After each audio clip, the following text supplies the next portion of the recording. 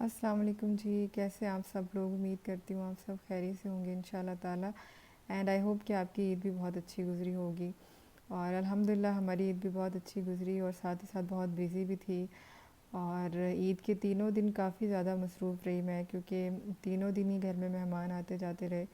और मेहमान जो थे वो दूसरे शहर से आए हुए थे। और तीनों दिन मतलब तीनों रातें भी वो यहीं ठहरे थे। तो फिर उनके रहने सहने का इंतज़ाम, खाने पीने का इंतज़ाम, तो आप समझ सकते हैं कि काफ़ी मसरूफ़ियत थी, जिसकी वजह से मैं कोई वीडियो भी नहीं बना सकी। तो फिर उनके जाने के बाद जो है बच्चे भी थे, ज़ाहिर सी बात है उनके साथ, तो आप समझ सकते हैं बच्चे हों तो घर कितना मैसी हो जाता है। तो छोटी मोटी सफाई जो मैं साथ साथ कर लेती थी, लेकिन जो एक्चुअल सफाई है प्रॉपर, वो मैंने उनके जाने के बाद ही की। पूरे घर की खिड़कियाँ खिड़कियाँ खोल दी थी ताकि अच्छी तरह से क्रॉसिंग हो जाए। और उसके अलावा जो है मैंने पूरे घर को डेटॉल से अच्छी तरह डिसइंफेक्ट करके, तो फिर बाद में मैंने पूरे घर को साफ़ कर लिया था। और उसके बाद फिर मैं किचन में आ गई थी और मैं बना रही हूँ यहाँ पे साबुत मसूर की दाल और उबले हुए चावल बनाऊँगी, क्योंकि तीनों दिन ही ईद के गोश्त पकता रहा था। और कलेजी आपको पता है ईद के पहले दिन तो हर घर में ही कलेजी बनती है। तो सुबह जैसे ही ये गोश्त लेकर आए थे, साथ ही मैंने कलेजी बना ली थी। और उसके बाद थोड़ी देर के बाद फिर मैंने मतंजन और मटन कढ़ाई बना ली थी, और रात को फिर मैंने पुलाव बना लिया था। तो अगले दिन भी ऐसा ही था कि सुबह मैंने मटन कढ़ाई बना ली थी और साथ शीर खुरमा बना लिया था। और शाम में जो है वो कबाब बना लिए थे। और फिर नेक्स्ट डे भी ऐसे था कि मैंने मटन बिरयानी बनाई थी। और शाम को मैंने जो है वो ये चिकन मटन कोरमा बना लिया था, क्योंकि पहले 2 दिन मैं कढ़ाई बनाती रही थी, बाद में मैंने फिर थोड़ा सा कोरमा बना लिया था। मैंने कहा थोड़ा स्टाइल चेंज कर लें।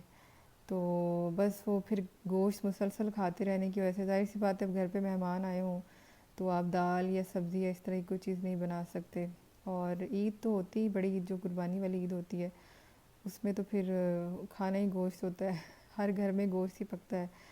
तो ईद के बाद तकरीबन एक हफ़्ता तो मेरा ख़्याल है हर घर में गोश्त पकता रहता है, पाए, कलेजी और मगज़ और इस तरह की चीज़ें जो है वो बनती रहती हैं। तो फिर ये सारी चीज़ें खाने के बाद जो है वो आप उगता भी जाते हैं जल्दी, क्योंकि इस दाल सब्ज़ी से आप इतनी जल्दी नहीं उगताते जितनी जल्दी गोश्त से उगता जाते हैं। तो बस आज मैंने इसलिए कुछ हल्का फुल्का सा बना लिया था, जो जल्दी भी बन जाए और जो हेल्दी भी हो, टेस्टी भी हो, और उसमें गोश्त भी ना हो। तो बस फिर ये दाल जो है बना ली थी मैंने। दाल जब गल गई थी, मैंने इसको 15 मिनट का प्रेशर दिया था। जब गल गई तो फिर मैंने इसमें गरम मसाला डाल दिया और हरी मिर्चें डाल दी। और फिर दूसरे चूल्हे पे जो है वो मैंने लहसुन रख दिया था फ्राई होने के लिए। मसूर की दाल में जो है वो लहसुन का तड़का बहुत ही अच्छा लगता है। हर इलाके का अपना स्टाइल होता है पकाने का। मैंने बहुत से लोगों को देखा है जो कि इसमें ज़ीरे का तड़का लगाते हैं, कुछ लोग अदरक का तड़का लगाते हैं। और मैंने सारे तरीके ट्राई भी किए हुए हैं, लेकिन बिलीव में जितना मज़ा जो है वो लहसुन के तड़के के साथ आता है, वो किसी और चीज़ के साथ नहीं आता। ठीक है ना, अदरक का उतना ज़्यादा टेस्ट होता है और ना ही ज़ीरे का, ना ही गोल लाल मिर्चों का टेस्ट होता है। लहसुन का बहुत अच्छा टेस्ट होता है।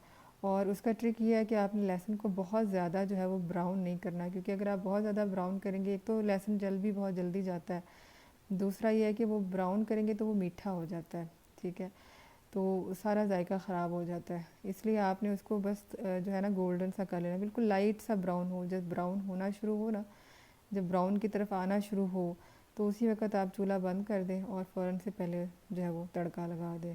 ये आप देख सकते हैं, बस हल्का सा ब्राउन हुआ था तो मैंने तड़का लगा दिया था।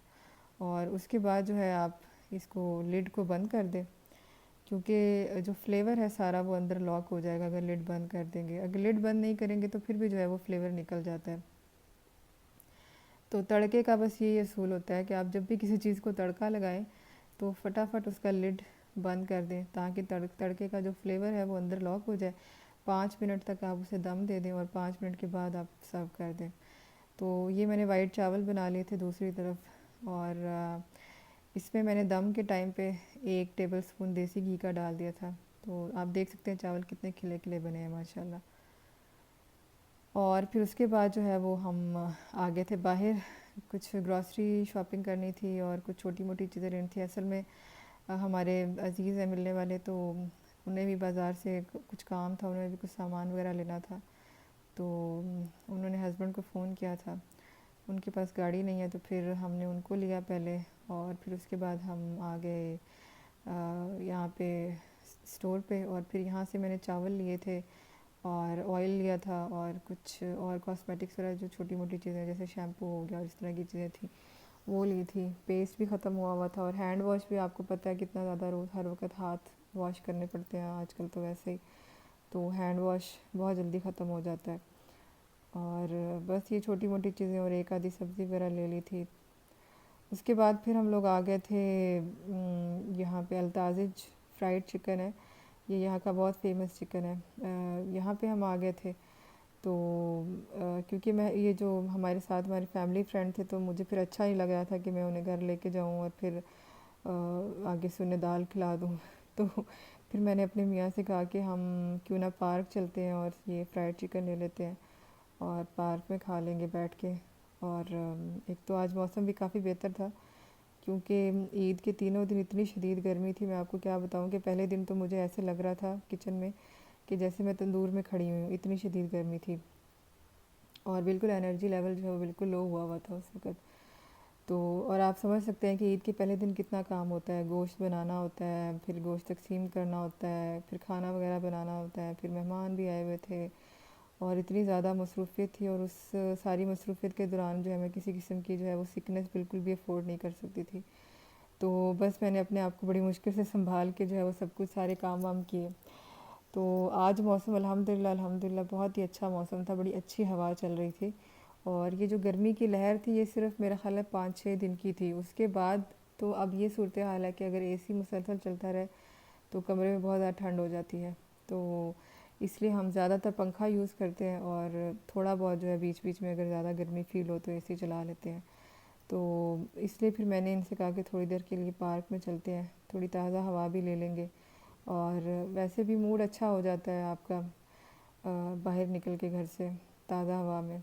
और दूसरा ये कि अब ईद के दिनों में काफ़ी रश होता है पार्क्स में, तो अब चूँकि ईद ख़त्म हो गई है तो ऑब्वियसली रश जो है वो भी ख़त्म हो गया होगा। तो बस यही सोच के मैंने अपने मियाँ से कहा था कि चले हम बाहर बैठ के खा लेंगे आराम से पार्क में, तो थोड़ी देर वहाँ बैठ के गपशप भी कर लेंगे और थोड़ी इन्जॉयमेंट हो जाएगी। बस यही होता है सऊदीया में, यही रिक्रिएशन है। और ज़ाहिर सी बात है यहाँ पे आपके रिश्तेदार वगैरह तो रहते नहीं हैं, दोस्त अहबाब थोड़े बहुत जो अड़ोस पड़ोस के लोग होते हैं वही होते हैं, और कोई ब्लड रिलेटिव्स तो यहाँ होते नहीं हैं। बहुत ही कम लोग हैं जिनकी मैंने देखा है कि फ़ैमिलीज़ वगैरह यहाँ रह रही हूँ।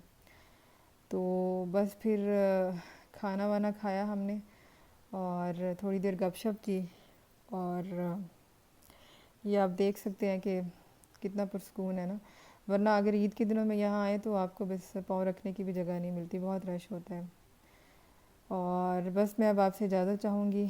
आपको अगर मेरी वीडियो पसंद आए तो लाइक करें, शेयर करें, सब्सक्राइब करें, और अगर आप कोई राय देना चाहें तो कमेंट करें।